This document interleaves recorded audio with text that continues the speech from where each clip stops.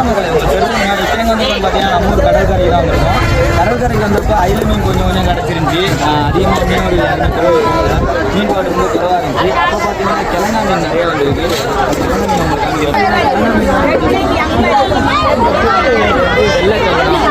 சொல்லுவோம். இது வந்து விடிஞ்சப்பாடு தொழில் போயிட்டு வந்துருந்தாங்க. ஒரு ஐஸு கூட கிடையாது இந்த மீனில். நம்ம வேளாங்கண்ணிக்கு பக்கத்தில் நம்ம ஊர் வேளாங்கண்ணிக்கு வந்தீங்கன்னா கண்டிப்பாக வேளாங்கண்ணியில் 400 ரூபா தான் வரும். அங்கெல்லாம் வந்து இந்த கிழங்கு மீன்லாம் ஐஸே இல்லாமல் மீன் எல்லாமே ஃப்ரெஷ்ஷாக கிடைக்கும். அப்படியே கூட்டத்தில் பாருங்கள், இப்படிதான் இருக்கும் அந்த ஏரியாவில் கூட்டம். அப்படியே வந்தீங்கன்னா மீன் ஃப்ரெஷ்ஷாக வாங்கிட்டு போகலாம். லைக்